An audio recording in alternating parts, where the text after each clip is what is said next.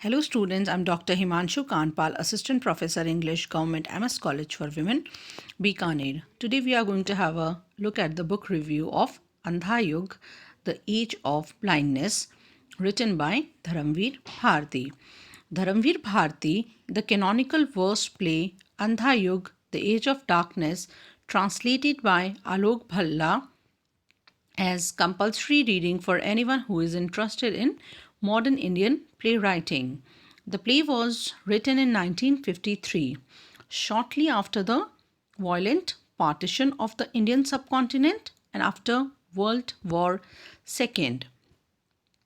And the work retells a part of the epic Mahabharata attributed to Vyasa, focusing on the last days of the battle between the warring, that is, opposing factions of the two sets of cousins, the Kauravas and the Pandavas.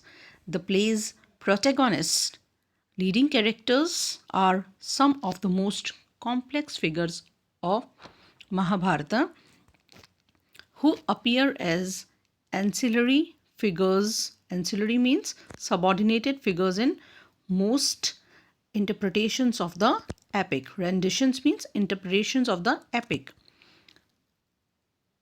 Gandhari, the mother of the Kaurava princess, who blindfolds means she has tied a cloth round the head to cover the eyes, herself for life out of a sense of misplaced solidarity with her husband, King Dhritarashtra, who himself was not only born blind but also refuses to see the truth in every sense. Sanjaya, the chariot driver for King Dhritarashtra, who is given extraordinary powers of vision by the author of the epic Vyasa, in order to describe to the blind king the atrocities of the battle. Yuyutsu, the illegitimate son of Dhritarashtra, born to a slave mother, who fights on the opposing side of his Pandava cousins rather than his Kaurava half siblings out of a sense of duty, and is punished with contempt upon his return home, precisely because he was not able to turn a blind eye to the wrongdoings of his brothers. And Ashwathama, son of the teacher of both sets of cousins, who wreaks havoc on the Pandavas in the aftermath of the war, who is constantly confronted with half truths, the contradictions and dilemmas of which drive him to revenge and unending pain. If we have a look at the story of the Andha Yug, I would like to tell you that Andha Yug is a well-crafted play by a prominent Hindi dramatist, Dharamvir Bharati, and it is based on Mahabharata, which is considered to be the longest Indian epic ever written. So, the story, according to Novelicious, is that this play depicts an apt picture of our present times. The play has 5 acts, each presenting a particular character and her narrow vision of life. After losing the war against Pandavas, the left Kaurava characters Ashwathama, Gandhari, Dhritarashtra, Yuyutsu, etc. begin viewing karma according to their own selfish interest. Their attitude towards life becomes so much narrow that they commence on the path of further degeneration. They totally discard the idea of repent and instead choose the path of further violence and carnage. The presence of the character of Krishna, Lord Vishnu in his human avatar, is in each act through several things such as peacock feather, ringing of the bells, and the melodious sound of his flute is symbolic of the chance to repent available to the Kaurava characters. But these characters are so much blindfolded by their rage that these positive things are not visible to them.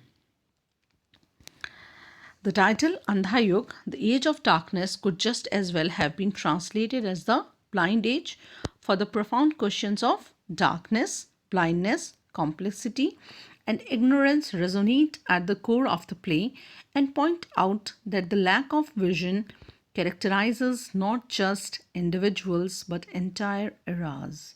The play transcends its direct reference to the violence ensuing from the partition of India and Pakistan. As the continent struggled with estimated deaths ranging from 300,000 to a million and perhaps 12 million displaced. Here we are going to talk something about partition. As we all know, in August 1947, the Britishers finally left India and the subcontinent was partitioned into two independent nation states, uh, Hindu majority India and Muslim majority Pakistan. Therefore, began one of the greatest migration in human history. Until now, the communities that had coexisted for almost a millennium attacked each other in a terrifying outbreak of violence, with Hindus and Sikhs on one side and Muslims on the other. The result was the carnage with massacres, arson, forced conversions, mass abductions, and savage sexual violence. And thus speaks to the futility of war and greed everywhere. Alok Bhalla's translation does full justice to the cadence of the Hindi verses. Cadence means rhythmic flow of sounds or words. It retains the vernacular quality of vernacular, the language or the dialect that is spoken by the ordinary people in a particular region. Quality of Bharati's retelling of the Sanskrit epic, intensely aware that the epic is in fact never told in some pure form but always retold, adapted, and interpreted in different contexts and times. Compared to earlier, no less intriguing translations of the play, such as one of the feminist theatre director Tripurari Sharma, Bhalla's version seems to be more accessible to a reader unfamiliar with the Mahabharata as well as to those who read this as a literary text rather than as a script for performance. It also pays careful attention to the ethical dilemmas and inner contradictions of the characters rather than elaborately describing the gory details of the war alone. So, in the play, after presenting us with an abominable picture of Kaurava's actions, Bharati's skills show us the deteriorating picture of Pandavas after their victory. Pandavas are also leading a decadent life as they do not know how to rule. They have killed their brothers and are equal participants in the bloodshed as much were the Kauravas. Their conscience is guilty, and it seems as one of set of selfish rulers have simply replaced another. They do not prove to be any great rulers of Hastinapur. So, every word, every phrase in the play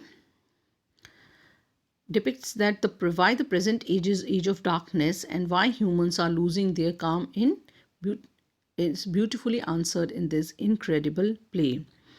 Through this play, Bharati questions the idea of aiming peace through wars. He clearly depicts how wars are destructive for both the sides. It does not matter whether you lose or win. A war can only lead to loss of human lives and peace. The contextual essays of University of Hawaii's professor and journal editor Frank Stewart are a useful introduction to the Mahabharata and the work of Dharamvir Bharati. Bhalla's own introduction does what a translator's introduction should avoid doing, explaining the play to the reader.